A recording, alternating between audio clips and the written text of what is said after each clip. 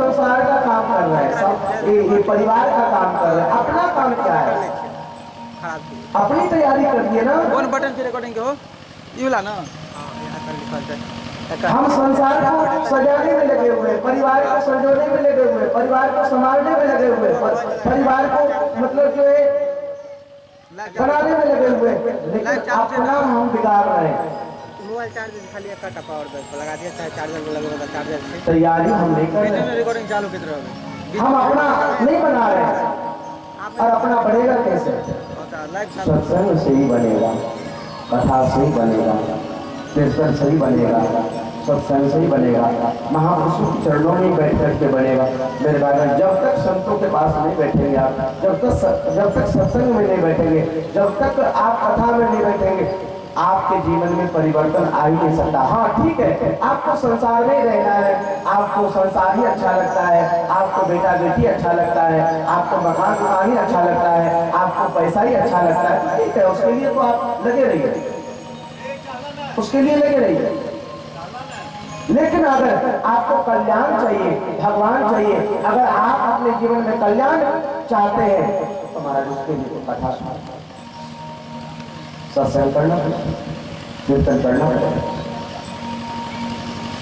न जाने कितने बार हम संसार में आए हैं और अनेक प्रकार के दुख हो गए, अनेक प्रकार के कष्ट हो गए, कभी गधे बने, कभी बिल्ली बने, कभी बैल बने, कभी कुत्ता बने, कभी नाली के कीड़े भी बन गए। और जब जब हम इस संसार में आए अनेक प्रकार के हमें कष्ट मिला, फिर भी हम अपने आप को सुधारे, अपने आप को बड़े भाग्य मानुष तनु पावा, सुर दुर्लभ सत्कृत दिगावा। मेरे भाई बहन, बड़े भाग्य से हम सबको ये मनुष्य तन मिला है। अगर इस मनुष्य शरीर को भी पा करके अगर हमने इस बार कल्याण नहीं किया, नहीं सुधारा, अपनी तैयारी नहीं की, भगवत प्राप्ति नहीं की, भगवान का भजन नहीं किया, तो फिर वही आना पड़ेगा, वही नाली के कीड़े बनना पड़ेगा, वही गधे बनना पड़ेगा, वही बैल बनना पड़ेगा और वही दुख उठाना पड़ेगा। कोई नहीं रोक सकता, कोई नहीं रोक सकता दुख उठाने से। संसार में आना ही सबसे बड़ा दुख है। प्रेम से बोलो जय सिया राम, जोर से बोलिए जय सिया राम, प्यार से बोलिए जय सिया राम। संसार में आना ही सबसे बड़ा दुख है, क्योंकि इस संसार का नाम ही दुखालय है। इस संसार का नाम ही दुखालय है। संसार में आना ही सबसे बड़ा दुख है। इसलिए हम ऐसी तैयारी करें, हम ऐसा धन कमाएं, ऐसी तैयारी करें कि फिर हमें दोबारा संसार में ना आना पड़े, नाना प्रकार के दुख न सहना पड़े, हमें गधे न बनना पड़े, बैल न बनना पड़े, बिल्ली न बनना पड़े, हमें कुत्ता न बनना पड़े, नाली के कीड़े न बनना पड़े। हम अपनी ऐसी तैयारी करें, हम ऐसा धन कमाएं। मेरे भाई बहन, ये संसार का ये धन ऐसे के ऐसे गड़ा रह जाता है। ये खेत खलिहान, जमीन जायदाद, मकान दुकान, बैंक बैलेंस, बेटा बेटी, परिवार, ये ऐसे ही धरे के धरे रह जाते हैं। ये हमारा कोई काम नहीं आता है, कोई काम नहीं आता है और ना आएगा। ये हमारा नहीं है, ये यही रह जाएगा। हमारा अगर है तो जो अभी हम कर रहे हैं, जो अभी सुन रहे हैं, यही हमारा अपना है। प्रेम से बोलिए जय सिया राम, जोर से बोलिए जय सिया राम, प्यार से बोलिए जय सिया राम। अभी जो हम कर रहे हैं, अभी जो हम सुन रहे हैं, यही हमारा है। मेरे भाई बहन, हमने संसार के लिए जो समय दिया वो तो हमारा फालतू चला गया, बेकार चला गया। परिवार के लिए दिया, मकान के लिए दिया, व्यवहार के लिए दिया, संबंधी जनों के लिए दिया, वो समय हमारा ऐसे चला गया। लेकिन हमारा वास्तविक समय तो यही अपना है, वही हमारा समय अपना है। जो समय सत्संग में बीते, कथा में बीते, हरि नाम संकीर्तन में बीते, आराधना में बीते, भक्ति में बीते, वही हमारा अपना समय है। हमने संसार के लिए जितना समय दिया वो तो हमारा समय, वो तो हमारा समय व्यर्थ चला गया।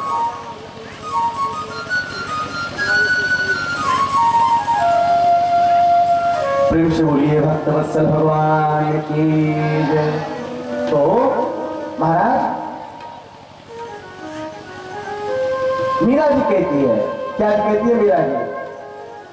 पायो जी मैंने राम रतन धन पायो, पायो जी मैंने राम रतन धन पायो, पायो जी मैंने राम रतन धन पायो, पायो जी मैंने राम रतन धन पायो।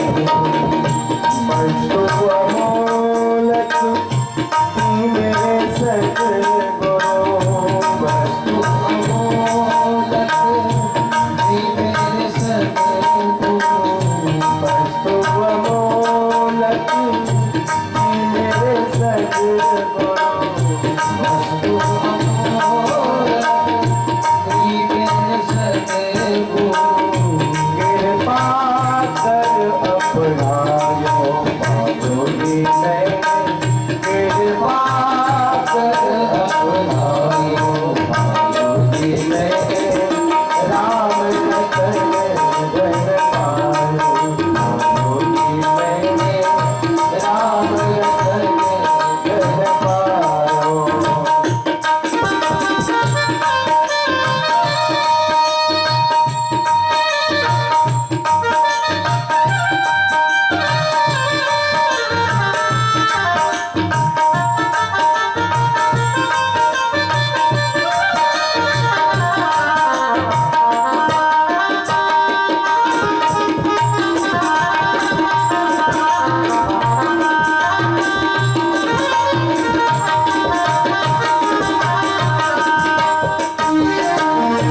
हरखे नहीं कोई चोर न लेवे, हरखे नहीं कोई चोर न लेवे, हरखे नहीं कोई खर्च नहीं कोई चोर न लेवे,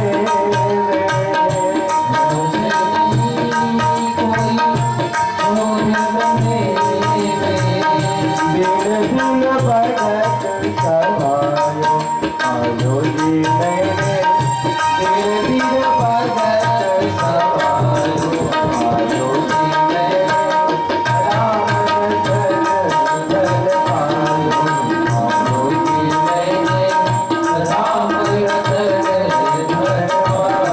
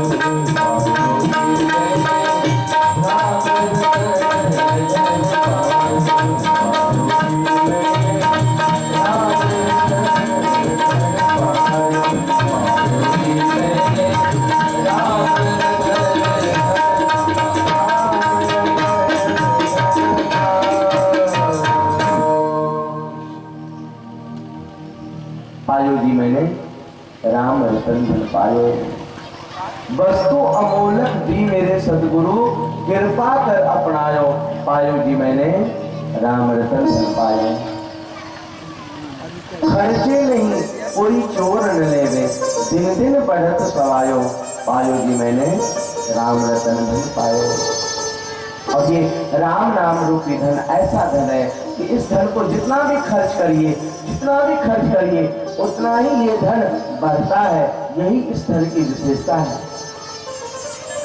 राम नाम की लूट है, लूट सके सो लूट है।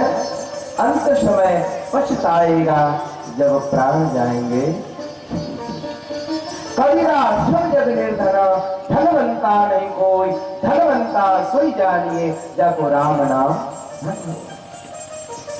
राम नाम मन दीप धरो, जी देवी द्वार तुलसी भी तरवाओ।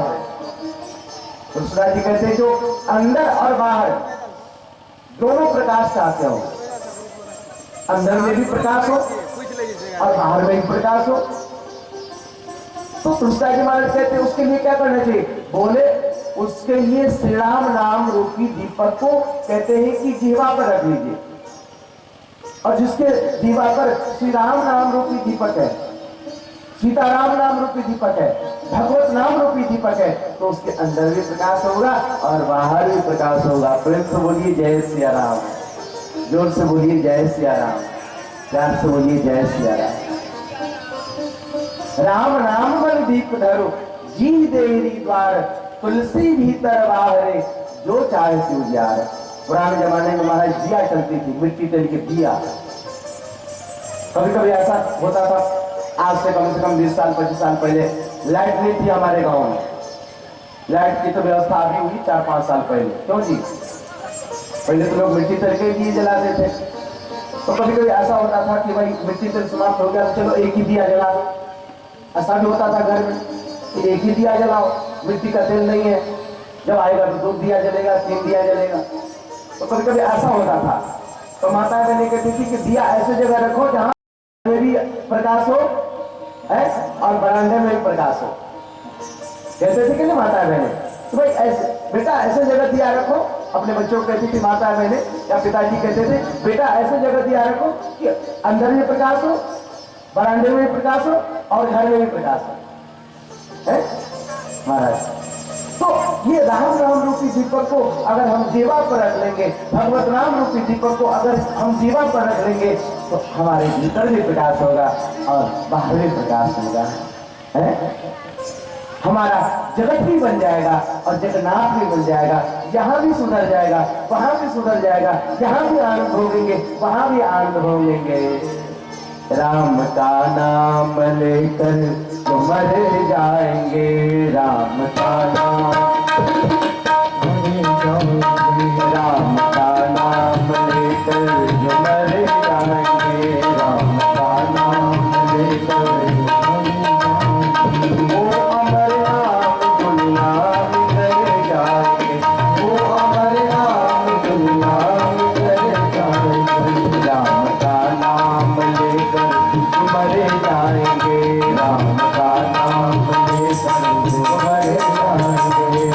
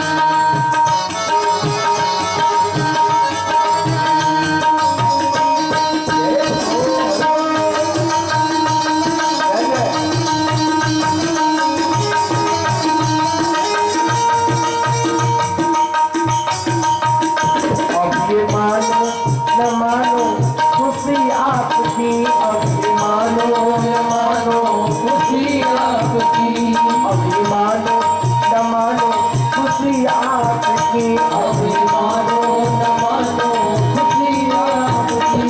हम मुसाफिर हैं कल अपने घर जाएंगे, हम मुसाफिर हैं कल अपने घर जाएंगे। राम का नाम लेकर मर जाएंगे, राम का नाम लेकर मर जाएंगे। वो अमर नाम नाम कर जाएंगे, वो अमर नाम नाम कर जाएंगे। राम का नाम लेकर मर जाएंगे, राम का नाम लेकर मर जाएंगे। जय हो हरि बोल। जरा चलो अस्पतालिक सेवा करते हुए भाव से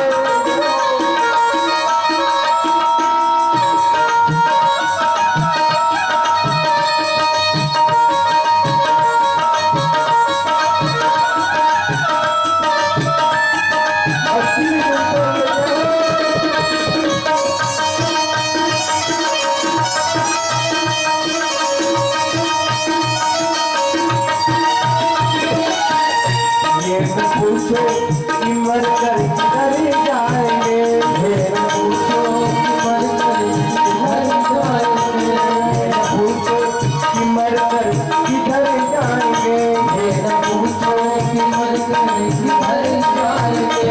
वो जिधर भेज देंगे उधर जाएंगे, वो जिधर भेज देंगे उधर जाएंगे।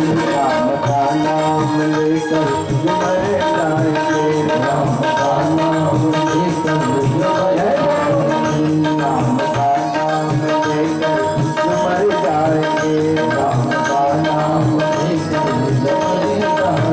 वो अमर नाम नाम कर जाएंगे, वो अमर नाम नाम कर जाएंगे।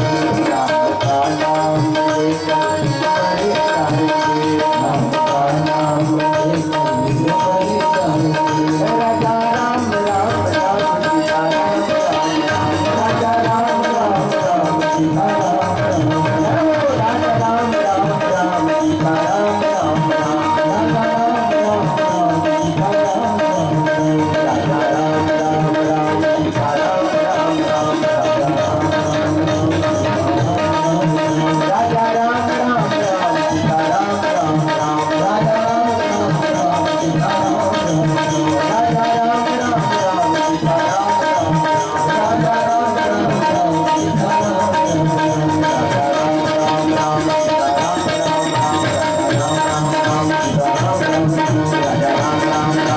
राम राम, राजा राम राम राम सीता राम राम राम, राजा राम राम राम सीता राम राम राम, राजा राम राम राम सीता राम राम राम, राजा राम राम राम सीता तो राम का नाम लेकर जो मर जाएंगे वो अमर नाम दुनिया में कर जाएंगे। मृत्यु प्राणी का अटल सत्य है, एक न एक दिन सबको जाना है, यहाँ कोई हमेशा रहने के लिए नहीं आया। इसलिए अपनी तैयारी करें, अपनी तैयारी करें, अपना सुधार करें। अगर कल्याण चाहते तो, अगर भगवान चाहिए, अगर कल्याण चाहिए, मुक्ति चाहिए, तो आपको प्रयास करना पड़ेगा। और अगर संसार चाहिए, संसार में दोबारा आना है, तो मत करिए, मत करिए प्रयास, मत सुनिए कथा, मत करिए कीर्तन, मत करिए धार्मिक कार्य, और फिर संसार में आते जाते रहिए। लेकिन भगवान के पास जाना है, मुक्ति चाहिए, कल्याण चाहिए, सुधार चाहिए, तो उसके लिए तो आपको प्रयास करना पड़ेगा, प्रयास करना पड़ेगा। प्रेम से बोलिए जय सिया राम, जोर से बोलिए जय सिया राम, प्यार से बोलिए जय सिया राम। कल आप सबने भगवान श्री कृष्ण के जन्म प्रसंग सुना था, जन्म की कथा सुना था। भगवान श्री कृष्ण का जन्म मथुरा में हुआ और वसुदेव जी महाराज उन्हें लेकर के गोकुल में पधारे और गोकुल में धूमधाम से बधाई गाया गया, बधाई बांटी गई और बधाई दी गई। सुखदेव स्वामी कहते हैं नंदस्वात्मजुत्पन्ने जाताहलादु महामना आहूय विप्राण वेदज्ञा स्नातः सुचीरलंकृतः। कहते हैं नंदस्तु आत्मज उत्पन्ने अहलाद जाकर। ध्यान सुनिएगा, आज नंद के भवन में साक्षात आनंद का जन्म हुआ। नंद बाबा के घर में आज साक्षात आनंद का प्राकट्य हुआ। कृष्ण साक्षात आनंद है, राम साक्षात आनंद है। इसलिए हम लोग कृष्ण जन्म महोत्सव मनाते हैं तो क्या बोलते हैं? नंद घर आनंद भयो जय कन्हैया लाल की। और जब हम लोग श्री राम जन्म महोत्सव मनाते हैं तो हम लोग गाते हैं अवध घर आनंद भयो जय राजा राम की। क्योंकि राम आनंद स्वरूप है, कृष्ण आनंद स्वरूप है।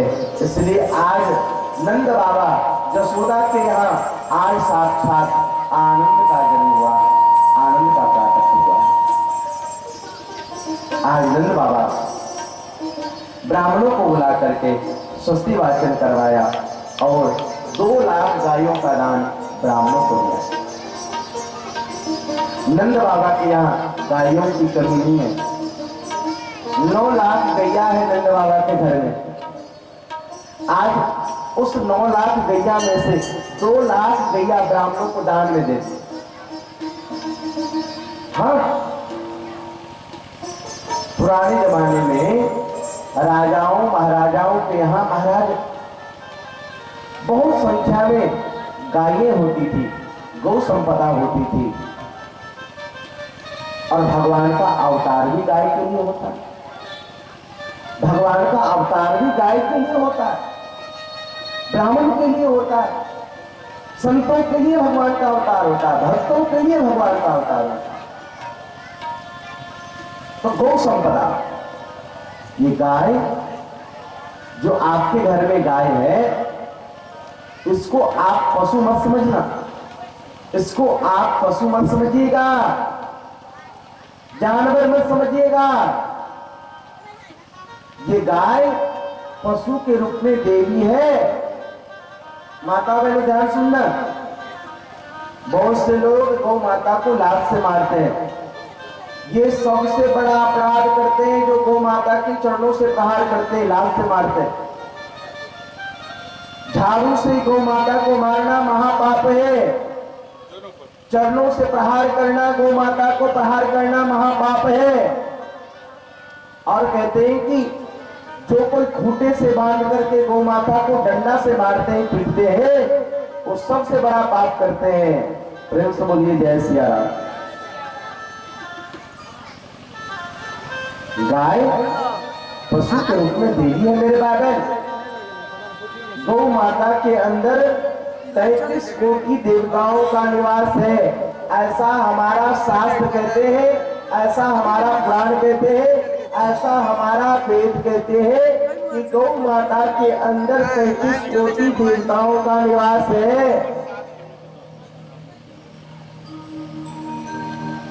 जो कोई गौ माता की परिक्रमा लगा करके गौ माता का चरण धूल उठा करके अपने माथे पर लगाते, ध्यान सुनिएगा मेरी बातों को। जो कोई प्रातः काल सवेरे सवेरे गौ माता की परिक्रमा करके और गौ माता के चरण धूल उठा करके अपने माथे पर लगाते हैं, ध्यान सुनिएगा, उसके माथे की दुर्भाग्य वाली रेखा भी सौभाग्य रेखा में बदल जाती है। प्रेम से बोलिए जय सिया राम। जिन्होंने गौ माता की परिक्रमा कर ली, उन्होंने समझो सारे तीर्थों की परिक्रमा कर लिया। जिन्होंने गौ माता की सेवा कर लिया, उन्होंने समझो सारे तीर्थों की सेवा कर लिया, सारे देवताओं की सेवा कर लिया। मेरे भाई बहन, गाय के जो 4 पांव है, ये 4 पांव क्या है? बोले 4 धाम है। गौ माता के 4 पांव 4 धाम है। और सुनिए, जहां पर गौ माता विराजित है वहां पर सारे तीर्थ विराजित है। जिसके दरवाजे पर गौ माता विराजती है, ध्यान सुनिएगा, जिसके दरवाजे पर गौ माता विराजती है उनके दरवाजे पर सारे तीर्थ विराजते हैं, चारों धाम विराजते हैं। गाय के गोबर में लक्ष्मी का निवास है, गाय के मूत्र में गंगा का निवास है, गाय के अंग प्रत्यंग में देवताओं का निवास है। अच्छा ये बताइए, आप लोग सत्यनारायण भगवान की पूजा करवाते घर में, करवाते कि नहीं? अच्छा, जिस दिन आप लोग सत्यनारायण भगवान की पूजा करते हैं उस दिन किससे चौका लगाते हैं, किससे लिपते हैं? क्या भैंस के गोबर से आंगन को लिपते हैं? क्या भैंस के गोबर से आंगन को लिपते हैं आप? बैल के गोबर से आंगन को लिपते हैं आप? नहीं। आपके मन में यह भाव रहता है कि आज हमारे घर में सत्यनारायण भगवान की पूजा है तो गाय के गोबर से ही चौका लगेगा, गाय के गोबर से ही लिपेंगे, और उसमें हमारा ये भाव रहता है कि हमारे घर में लक्ष्मी का निवास हो, है? क्योंकि गाय के गोबर में लक्ष्मी का निवास है। ये बात मैं नहीं कह रहा हूं, ये बात शास्त्र कहते हैं, मेरे बात है, पुराण कहते हैं गाय के गोबर में लक्ष्मी का निवास है, और इसीलिए हम लोग घर को लिपते हैं, आंगन को लिपते हैं। और संयोग से देखो आज गोवर्धन पूजा भी, आज गायों की पूजा है, दीपावली के बाद में दूसरे दिन गायों की पूजा होती है? अब जो भी है, कल हो आज हो जो भी है, महाराज गायों की पूजा करते, गोवर्धन की पूजा करते, अन्नकूट भोग लगाते, 56 लोग 3600 व्यंजन भोग लगाते। महाराज तो ये गाय की पूजा, ये सभी देवताओं की पूजा है। गौ की पूजा सबकी पूजा, गौ की परिक्रमा सभी देवताओं की परिक्रमा, गौ की सेवा सारे देवताओं की सेवा, गौ की परिक्रमा सारे देवताओं की परिक्रमा है। फ्रेंड्स बोलिए जय सिया राम, प्यार से बोलिए जय सिया राम। और ध्यान सुनिएगा, अगर कोई व्यक्ति निसंतान है और वो चाहते हैं कि हमें संतान की प्राप्ति हो जाए, तो हमारे शास्त्र कहते हैं कि गौ माता को कर्म धन से सेवा करना शुरू कर दे। शुद्ध देसी गौ माता की, जर्सी गौ माता की नहीं कह रहा, जर्सी गाय की सेवा गाय नहीं मानी गई है। माता बहनों ध्यान सुनना, आज लोग इतने लोभी हो गए हैं, लोग इतने लालची हो गए हैं, लोग इतने पैसे को महत्व देने लगे हैं, दूध के चक्कर में, पैसे के चक्कर में कि दूध ज्यादा होगा तो थोड़ा बेच देंगे, इसके चक्कर में आज लोग जर्सी गौ माता की सेवा करने लगे। जर्सी को तो गौ माता कहना भी एक प्रकार से दोषी लगता है मुझे। फ्रेंड्स बोलो जय सिया राम। जर्सी गाय को हमारे शास्त्रों में गाय नहीं कहा गया, जर्सी कोई गाय नहीं होती है, वो तो बनावटी है। और आज तो नस्ल महाराज ऐसे बिगाड़ा जा रहा है, नस्ल गायों की सुई सुई दे करके महाराज नस्ल बिगाड़ा जा रहा है गायों को, है? नस्लें बिगाड़ी जा रही है सुई दे करके। आज महाराज क्या बताऊं, बड़ी दुख की बात है राम की इच्छा से। इसलिए जर्सी गाय की सेवा नहीं मानी गई है, शुद्ध देसी गाय की सेवा ही सेवा मानी गई है। ध्यान सुनिएगा, शुद्ध देसी गाय के घी, शुद्ध देसी गाय के दूध, दही, मूत्र, गोबर से ही पंचामृत बनाना चाहिए। बाजार के दूध से, बाजार के घी से, बाजार के दही से पंचामृत कभी नहीं बनाना चाहिए। ध्यान सुनिएगा, सत्यनारायण भगवान की पूजा में, भगवान की पूजा में, भगवान की आराधना में आप प्रयास करिएगा कि शुद्ध देसी गाय का ही घी हो, दही हो, दूध हो, गौमूत्र हो, गाय का गोबर हो, और उसी से आपका सुधार होगा, उसी से आपका कल्याण होगा। जर्सी गाय के दूध, दही, घी, गोत्र से कल्याण होने वाला नहीं है। प्रेम से बोलो जय सिया राम। हाँ जी, जर्सी गाय की सेवा नहीं, इसलिए ज्यादा लोभी ना बने हम, ज्यादा लालची ना बने हम, है कि दूध के चक्कर में पैसे के लोग से जर्सी गाय पाल लिया, हम तो गाय पाल रहे हैं, हमारे घर में भी गाय है, महाराज हमारे घर में भी गाय है हमारा। आप दूध ले लेंगे, लेकिन एक बात तो जर्सी गाय के दूध में और शुद्ध देसी गाय के दूध में बहुत अंतर है। क्यों सरकार? आप सब तो जानते हैं, दूध के पहचान हमसे ज्यादा है आप सब। आप देख लीजिएगा, जर्सी गाय के दूध में और शुद्ध देसी गाय के दूध में जमीन आसमान का अंतर है। जर्सी गाय के दूध को आप बहुत ज्यादा देर तक औटाएंगे तब जाकर के पीला पीला छाली आएगा, लेकिन शुद्ध देसी गाय के दूध को थोड़ा सा भी औटा दीजिए तो पीला पीला छाली आता है और गाढ़ा दूध होता है, स्वादिष्ट दूध होता है, उसमें पौष्टिकता अधिक है। शुद्ध देसी गाय के दूध में शक्ति अधिक है, एनर्जी अधिक है, पौष्टिकता में अधिक है, गुणवत्ता में अधिक है। उसके अपेक्षा जर्सी गाय के दूध हर दृष्टि से कमजोर है, गुण में भी, मोटापे में भी, एनर्जी में भी, ताकत में भी बराबरी नहीं कर सकता। शुद्ध देसी गाय के दूध में बराबरी नहीं कर सकता। इसलिए मेरी प्रार्थना है कि अगर दरवाजे पे गाय की सेवा करें तो शुद्ध देसी गाय की सेवा करें, लोभ से गाय की सेवा न करें।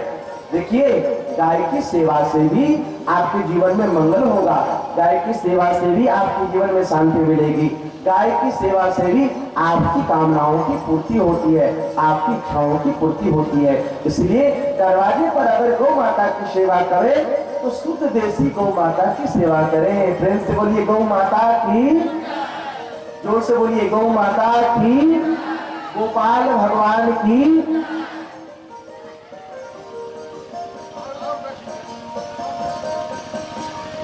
तो महाराज ये गौ माता, महाराज कहते 2 लाख गायों का दान नंद बाबा ने ब्राह्मणों को दिया और तिल के बड़े बड़े 7 पर्वत बना करके महाराज कहते हैं कि दान में दिया ब्राह्मणों को। 84 कोस से ब्रजवासी, गोपी, ग्वाल सब नंद बाबा के आंगन में आज बधाई देने के लिए आ रहे हैं। नंद बाबा बधाई हो। सभी ग्वाल वाले बोले नंद बाबा बधाई हो। नंद बाबा बोले भैया आप सबको भी बधाई हो। पुरुष लोग नंद बाबा को बधाई दे और गोपियां, वहां की महिलाएं, देवियां, गोपियां यशोदा रानी को बधाई दे रही। भैया यशोदा बधाई हो। देखो एक बार सभी लोग जोर से बोलो, जब मैं कहूंगा कि मैया बधाई हो तो हमारी माताएं बहनें बोली कि मैया बधाई हो, ठीक है।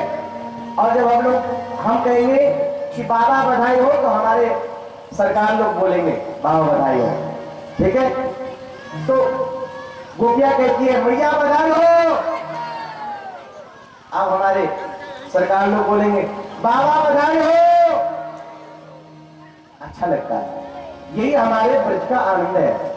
हाँ जी, और आज की जो कथा है ना, आज की कथा ब्रजभाषा में है। प्रिंस बोलो राधे राधे, जोर से बोलो राधे राधे, प्यार से बोलो राधे राधे।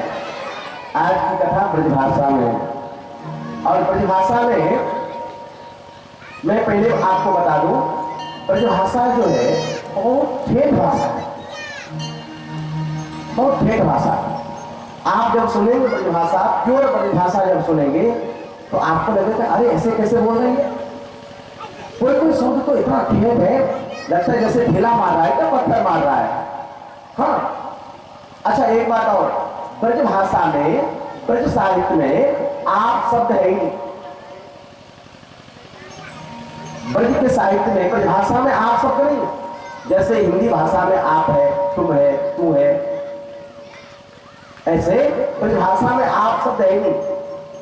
ब्रज में, ब्रजभाषा में तू और तुम ये है।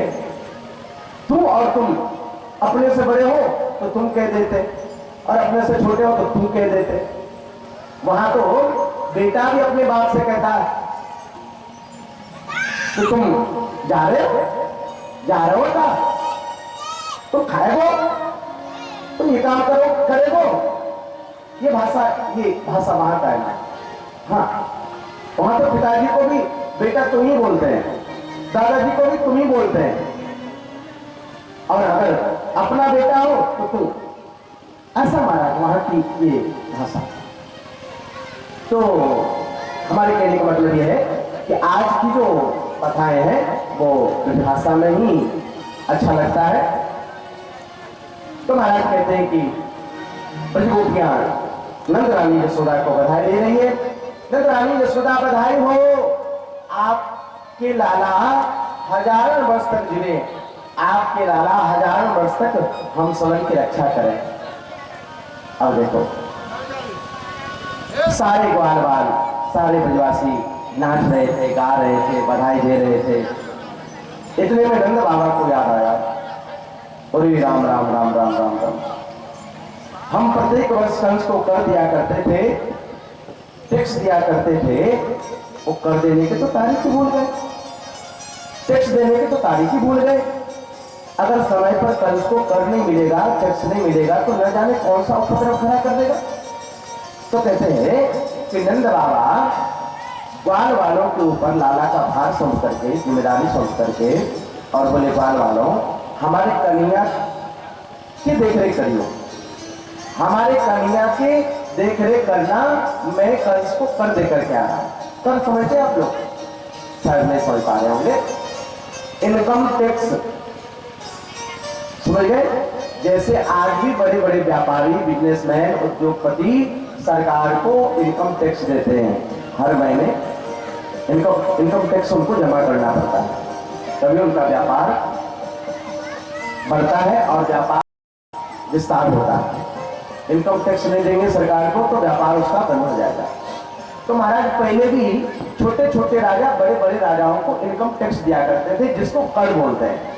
तो नंद बाबा कन्या का भार ग्वाल वालों के ऊपर सौंप करके और कंस को कर देने के लिए गए मथुरा। जैसे कंस के दरवाजे पर घुसे, कहते हैं कि वसुदेव जी ने देख लिया। वसुदेव जी ने कहा, नंद बाबा राम राम। नंद बाबा भी बोले, वसुदेव भैया राम राम, कैसे हैं आप? वसुदेव जी ने कहा, मैं ठीक हूं। आप कैसे हो? नंद बाबा ने कहा, मैं भी ठीक हूं। लेकिन वसुदेव जी महाराज ने कहा, नंद बाबा तुम बिल्कुल मुझे मत बताओ, लेकिन मुझे तेरे बारे में सब कुछ पता लग गया है कि तुम्हारे बुढ़ापे में लाला को जन्म भयो, बेटा को जन्म भयो, और मोह को अभी तक खबर तक ना करी। ये महाराज ब्रज की भाषा।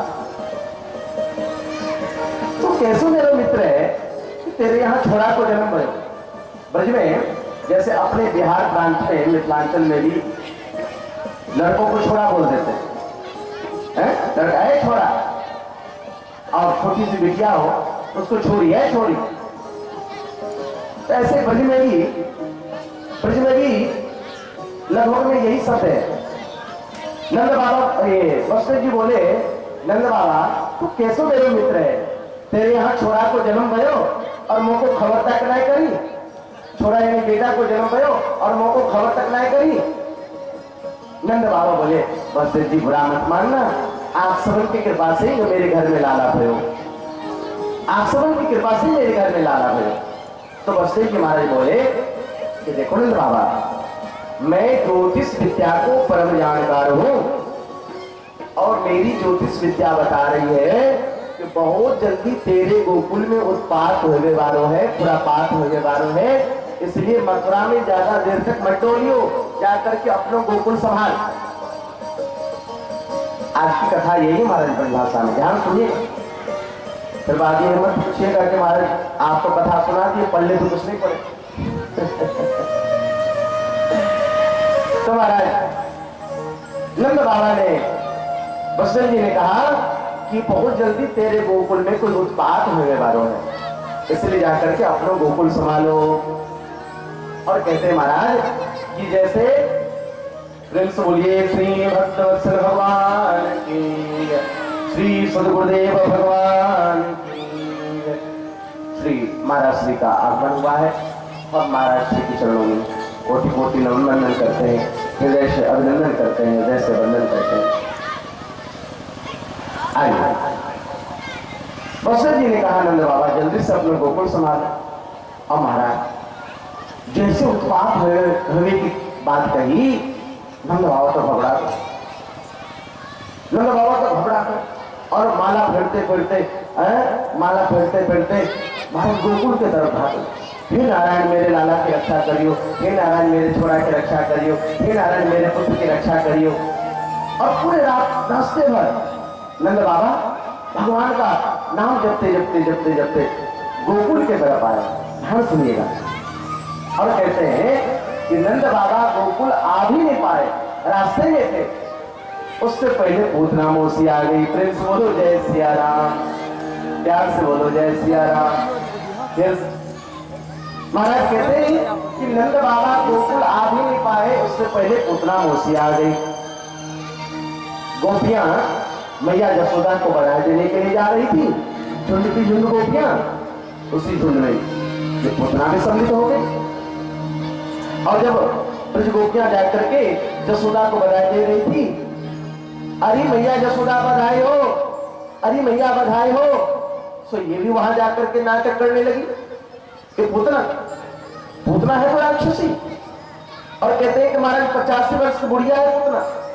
लेकिन आज जब गोकुल में आई तो इतनी सुंदर बन करके आई, इतनी सुंदर बन करके आई कि कहते हैं कि पुतना इतनी सुंदर बन गई, इतनी सुंदर बन गई कि पुतना की सुंदरता को देख करके बैकुंठ की जो लक्ष्मी है उसकी भी सुंदरता फीकी पड़ जाए। इतनी सुंदर बन गई पुतना, इतनी सुंदर बन गई पुतना। सो पुतना आ गई यशोदा के आंगन में और यशोदा से कहने लगी, अरे बहना यशोदा बधाई हो बहना, बस बधाई हो बहना। अरे जैसे मैंने तेरे बारे में सुनी कि तेरे यहाँ बुढ़ापे में लाला को जन्म भयो, बेटा को जन्म भयो, तो मैं अपने आप को रोक न सकी और तेरे लाला को दर्शन करने के लिए आ गई। अब तो यशोदा रानी हक्की बक्की रही। यशोदा रानी आंख फाड़ करके देखने लगी, हे भगवान आज से पहले तो यहाँ सकल सूरत नहीं देखी, ये कहां से आई, कैसे आई, किसकी बेटी है, कहाँ यहाँ को घर है।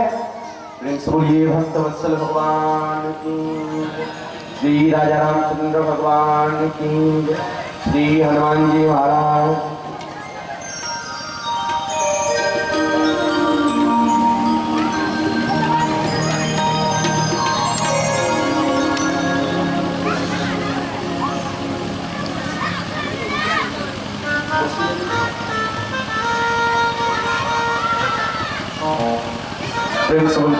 प्रेम से बोलिए श्री भक्तवत्सल भगवान की। तो महाराज हम क्या कह रहे थे, हम कह रहे थे कि ये पुतना महाराज आज माया से इतनी सुंदर बन गई, इतनी सुंदर बन गई कि बैकुंठ की लक्ष्मी की सुंदरता भी फीकी पड़ जाए, इतनी सुंदर बन गई। मैया यशोदा आज विचार कर रही है कि ये इतना आदर से, इतने अच्छे से बधाई लेकर के आई है। अगर मैं पूछ दूं कि बहना मैंने नहीं पहचानी तुमको, मैंने तुमको नहीं पहचानी, तो बेचारी को बुरा लग जाएगा। तो सबको जस देने वाली यशोदा ने पुतना से ये नहीं पूछा कि बेटी तू किसकी, बहना तू किसकी बेटी है, तेरे बाप को कहा नाम है, तेरी महतारी को कहा नाम है। सबको जस देने वाली पुतना से ये नहीं पूछी, सब कुछ नहीं डाला। और यशोदा बोली, बहना तुम सबन के आशीर्वाद से हमारे घर में लाला आयो है। तो पुतना बोली, बहना दर्शन तो करा, कहाँ करो लाला, कहाँ करो बेटा, एक बार दर्शन तो करा हमको। और यशोदा बोली, बहना ये पालने में लाला सोए हो, जा तू दर्शन करके आ जा, फिर मैं तुझसे बात करूंगा। और महाराज कहते कि पुतना भगवान श्री कृष्ण के पालने की ओर बढ़ी, कन्हैया के पालने की ओर बढ़ी। और कहते कि जैसे पुतना कन्हैया के पालने की ओर बढ़ी तो अपनी ओर आती हुई पुतना को भगवान ने देखा, तो पुतना को देखकर के भगवान श्री कृष्ण ने अपना आंख बंद कर लिया, अपना नेत्र बंद कर दिया। अच्छा, पुतना को देखकर के भगवान श्री कृष्ण ने अपना आंख को बंद कर लिया। इसमें संतों का अनेक भाव है। एक संत कहते हैं कि पूतना को देख करके भगवान श्री कृष्ण ने अपना आंख इसलिए बंद कर लिया। भगवान ने सोचा कि हम इस संसार में आए थे, इस पटमंडल में आए थे दुष्टों को संहार करने के लिए, और लगता है ये काम सबसे पहले पूतना मौसी से आरंभ करना पड़ेगा। फ्रेंड्स बोलो जय सिया राम। तो भगवान ने सोचा कि इतने बड़े कार्य का शुभारंभ होने के लिए जा रहा है, इसलिए चलो आंख बंद करके मंगलाचरण कर लेते हैं, या भगवान शंकर का ध्यान कर लेते, क्योंकि संहार के देवता वही है, संहार के देवता भगवान शंकर ही है। इसलिए मानो भगवान श्री कृष्ण ने आंख बंद करके भगवान भोलेनाथ का ध्यान किया।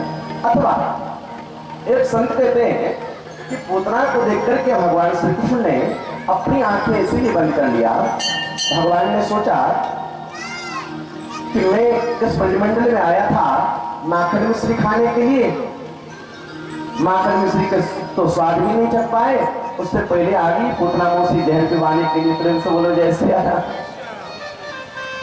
फिर जहर पीने का काम तो हमारा नहीं है, इस जहर पीने का काम तो भगवान भोलेनाथ को है। इसलिए मानो भगवान श्री कृष्ण ने भोलेनाथ को याद किया कि हे भोले बाबा, आइए जहर जहर आप पी लीजिए और दूध दूध मैं पी लूंगा। प्रेम से बोलो जय सिया राम। दूसरा भाव। तीसरा भाव ये है, पूतना को देखकर के भगवान श्री कृष्ण ने अपना आंख इसलिए बंद कर लिया। भगवान ने सोचा कि पूतना है मायावती और मैं हूं मायापति, मायापति के सामने मायावती क्यों नहीं चलती है। भगवान ने सोचा कि कहीं हमारी दृष्टि पड़ी और इसकी माया मिटी, और इसकी माया मिटी तो पूतना की असली राक्षसी स्वरूप प्रकट हो जाएगा, और पूतना का असली राक्षसी स्वरूप जब प्रकट हो जाएगा तो आंगन में जो नाच गाना हो रहा है वो भगदड़ मच जाएगा, नाच गाने का आनंद बिगड़ जाएगा। इसलिए भगवान ने सोचा कि पूतना जैसी बन करके आई है पूतना को वैसी बनी रहने दो, हम ही अपना आंख बंद कर लेते हैं। इसलिए पूतना को देख करके भगवान श्री कृष्ण ने अपनी आंखें बंद कर लिया। अथवा एक संत कहते हैं कि रामा अवतार में भी एक सुंदरी जी आई थी भगवान श्री राम के पास में, पंचवटी में। पंचवटी में कौन आई थी भगवान राम के पास में, बता सकते हैं आप लोग? भगवान वनवास के दौरान भगवान श्री राम पंचवटी में जब निवास कर रहे थे सीता लक्ष्मण के सहित, तो वहां पर कौन आई थी? हाँ सही है, सुपर्णखा। और जब सुपर्णखा आई तो सुपर्णखा विवाह का प्रस्ताव लेकर के आई, और सुपर्णखा भगवान राम से कहने लगी तुम शम पुरुष न मोशम नारी, यह संयोग विधि रचा विचार। हे तपस्वी जी, दुनिया में न तो तुम्हारे समान पुरुष है न हमारे समान स्त्री है, हम दोनों की जोड़ी विधाता ने कई प्रकार से बनाई है, इसलिए मैं तो आपसे विवाह करना चाहती हूँ। भगवान श्री राम मुस्कुराए और भगवान श्री राम बोले देखो सुंदरी जी, आप विवाह के लिए आई हो तो मेरा विवाह तो हो गया। भगवान श्री राम ने कहा तुम विवाह के लिए आई हो तो मेरा विवाह तो हो गया, मेरा लक्ष्मण भैया तुम्हारा है, तुम उसी के पास में जाओ। वहां पर गोस्वामी जी महाराज बहुत सुंदर एक चौपाई लिखते हैं, सीता चितई सीतई चितई कहीं प्रभु पाता, सीतई चितई कहीं प्रभु पाता, आई कुमार मोर लघु भ्राता, आई कुमार मोर लघु भ्राता, आई कुमार मोर लघु भ्राता। सीतई चितई कहीं प्रभु आता। पंचवटी में जो सुपर्णखा आई तो भगवान श्री राम देख तो रहे थे सीता जी को, लेकिन बात कर रहे थे सुपर्णखा से। इसीलिए भगवान राम से कहा कि प्रभु आप बात तो कर रहे हैं सुपर्णखा से, लेकिन देख रहे जानकी की ओर होना तो नहीं चाहिए। कि जिससे बात किया जाता है उसके ओर देखा जाता है, उसके तरफ देखा जाता है। लेकिन ये क्या तरीका है? बात कर रहे हैं आप सुपरेखा से और देख रहे जानकी की ओर, ऐसा क्यों? तो भगवान राम मानो कहना चाहते हैं कि हमारी दृष्टि का पात्र जानकी है। भगवान राम कहना चाहते हैं कि हमारी दृष्टि का पात्र जानकी है, न कि सुपरेखा। और कहते हैं कि भगवान श्री राम जानकी की ओर देख करके सुपरेखा से बात करते हैं। और ये राम जी का मर्यादा है, ये राम जी का आदर्श है, ये राम जी का शिष्टाचार है। हमारे भगवान राम जी तो अपने जीवन में कभी पर स्त्री को देखा ही नहीं। और अगर देखा भी भगवान राम तो या तो माँ की दृष्टि से देखा या बहन की दृष्टि से देखा। भगवान श्री राम ऐसी दृष्टि से देखा ही नहीं किसी माता बहन को। और हमारे शास्त्र कहते हैं कि रामचंद्र पराम दारा चक्षुषा नाभिपश्यति। भगवान श्री राम ने कभी अपनी दृष्टि से, कभी अपने नजरों से, कभी पर स्त्री को देखा ही नहीं। आप देखिए ये है राम की मर्यादा, ये है राम का आदर्श। रामो विग्रहवान धर्म। हमारी राम क्या है? बोले साक्षात धर्म है राम, मर्यादा का स्वरूप है राम, आदर्श का स्वरूप है राम, शिष्टाचार का स्वरूप है राम। इसलिए हमारे संत कहते हैं कि राम ने जो कहा है और राम ने जो किया है दोनों को करना चाहिए। लेकिन भगवान श्री कृष्ण ने जो कहा है उसे तो करना चाहिए, लेकिन उन्होंने जो किया है उसे कभी नहीं करना चाहिए। क्योंकि भगवान श्री कृष्ण के बहुत ऐसी लीलाएं हैं, बहुत ऐसी लीलाएं हैं जो साधारण इंसान नहीं कर सकते, साधारण इंसान नहीं कर सकते। इसलिए भगवान श्री कृष्ण के कहे हुए को करना चाहिए, किए हुए को नहीं करना चाहिए। भगवान श्री राम के कहे हुए को और किए हुए को दोनों को करना चाहिए, क्योंकि हमारे प्रभु श्री राम मर्यादा पुरुषोत्तम है।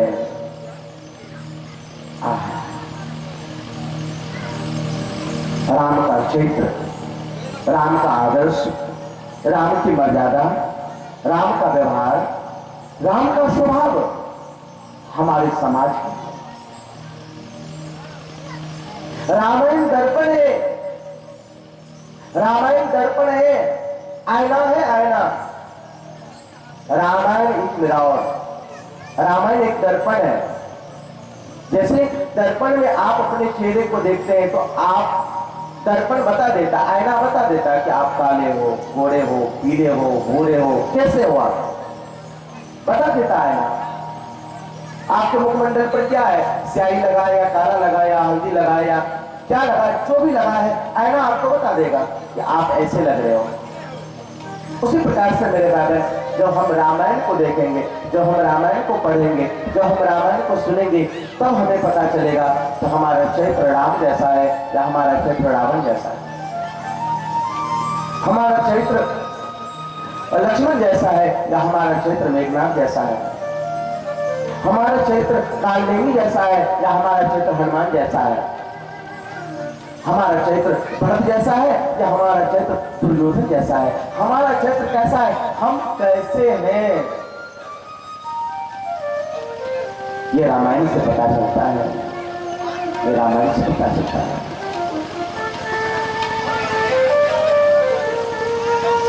कौशल्या जैसी सास हो, सीता जैसी बहू हो, तो मेरे भाई बहन इस धरती पर स्वर्ग आ जाए, स्वर्ग उतर आए।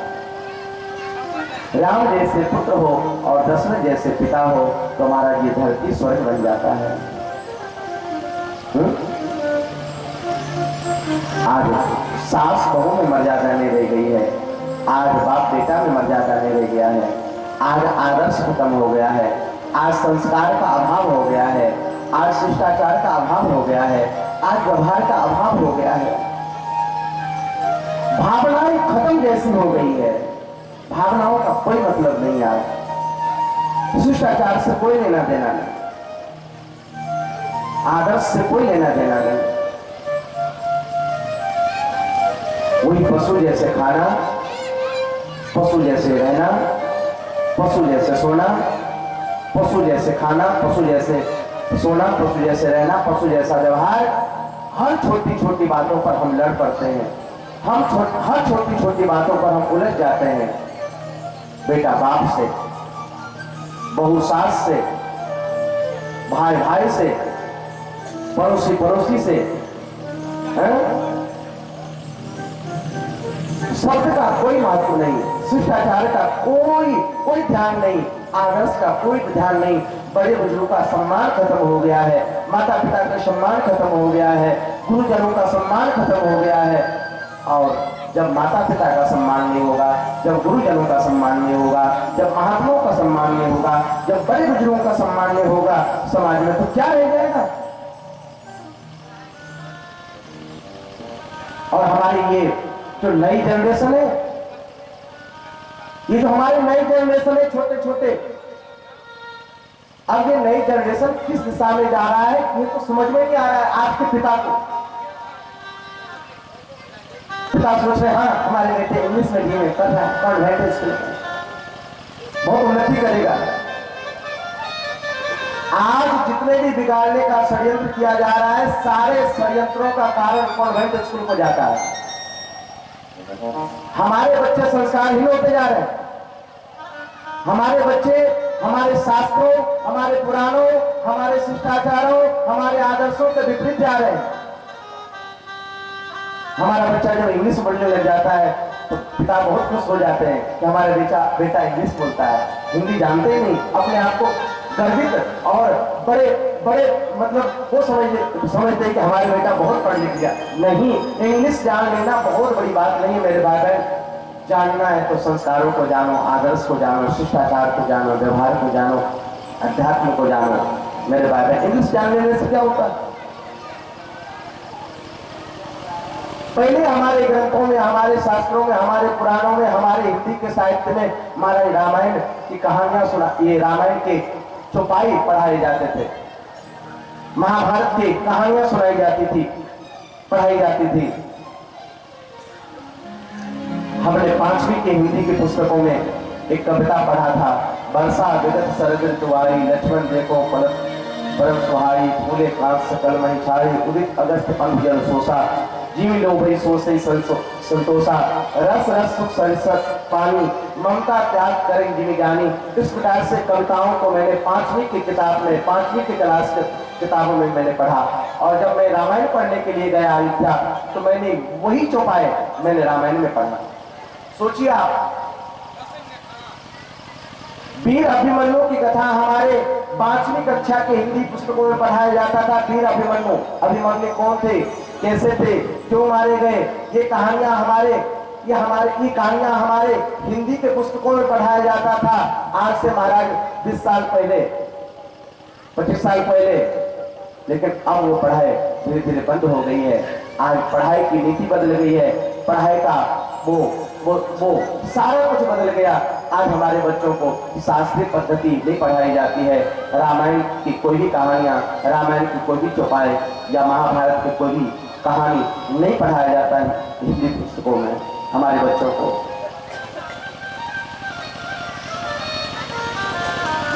पहले हमारे बच्चों को महाराज हिंदी पुस्तकों में महाराज अध्यात्म से जुड़ करके हिंदी पढ़ाया जाता था। पहले क से कमल लोचन पढ़ाया जाता था, ख से महाराज खतपति पढ़ाया जाता था, ग से गणेश पढ़ाया जाता था।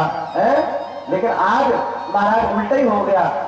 पहले महाराज ग से गणपति, लेकिन बाद में सरकार ने कहा ग से गणपति पढ़ाना बंद करो। बोले क्यों बंद करो? बोले ग से गणपति पढ़ाने में सांप्रदायिकता फैलेगी, तो क्या पढ़ाओ? तो बोले ग से गधा पढ़ाओ। प्रेम से बोलो जय श्री राम। अब ग से गधा पढ़ रहे हैं हमारे बच्चे। हाँ, पढ़ाई की नीति बदल गई, पढ़ाई बदल गया। हमारे स्कूलों में बच्चों को वो संस्कार नहीं दिया जा रहा है जो हमारी भारतीय संस्कृति का संस्कार है, जो आदर्श है, जो सभ्यता है, जो मर्यादा है। मर्यादा तो भूल ही गए। ये नई जनरेशन किस दिशा की ओर जा रही है, न माता पिता को पता चलता है, न बड़े बुजुर्गों को पता चलता है, न उसे खुद पता चलता है। ऐसे पागल के तरह डोलते हैं गाँव में, लगता है कुत्ता काट लिया। प्रेम से बोलो जय श्री राम। माँ बाप की सुनते नहीं, बड़े बुजुर्गों को मानते नहीं, दादा दादी को मानते नहीं। घर में माँ बाप पिता तो रहते ही घर में, माँ कहते तो माँ को उल्टे डांट देते हैं, और मास्टर साहब के तो कोई मार जाते नहीं। और सुनो उनकी किस दिशा की ओर जा रहे हैं हमारे बच्चे, ये नई नई जनरेशन, उसको खुद समझ में नहीं आ रहा है कि हमें क्या करना है। संस्कारहीन होते जा रहे हैं, शिष्टाचारहीन होते जा रहे हैं, आदर्शहीन होते जा रहे हैं। आप सोच सकते हो कि ये बच्चे आगे चल करके आपकी सेवा करेंगे, आपको एक लोटा जल देंगे, आपको पानी पिलाएंगे? कभी नहीं हो सकता। देख लेना, कभी नहीं हो सकता। लोग आस लगाए बैठे होते हैं कि बेटा के शादी कर दूंगा, बेटा का शादी कर दूंगा, बहू रानी घर में आ जाएगी, कम से कम भोजन बना करके खिलाएगी, पानी दे देंगे, एक लोटा जल देगी, चाय बना देगी। और बहू रानी कहाँ से चाय बना के पिलाएंगी? बहू रानी उल्टे जब आती है तो सासू माँ को चाय बना के देना पड़ता है। प्रेम से बोलो जय सिया राम। उल्टे और सेवा करवा लेती है महारानी। प्रेम से बोलो जय सिया राम।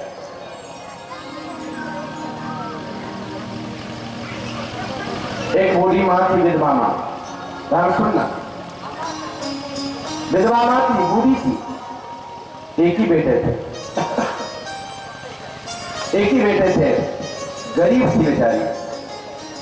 जब बेटा विवाह के योग हो गया तो वो विधवा माँ, बूढ़ी माँ, गांव के पड़ोस पड़ोस के यहाँ लोगों के पास में जाकर के बोले, महाराज कैसे भी हो हमारे बेटे की शादी करवा दो, महाराज कैसे भी हो हमारे बेटे की शादी करवा दो। गाँव वालों को दया आ गई कि विधवा माँ है बेचारी, गरीब महिला है, चलो इसके बेटे की शादी करवा देते हैं। कहते हैं कि गाँव वालों ने चंदा करके महाराज उसके बेटे की शादी करवा दी। बहू रानी घर में आ गई, लेकिन ये बहू रानी 8 बजे सो करके जगती। प्रेम से बोलो जय सिया राम। विवाह करके जब बहू रानी आई महारानी, तो 8 बजे तो सो करके जगती। सास ने सोचा कि चलो एक दिन की बात है, 2 दिन की बात है, पिता के घर से आई है,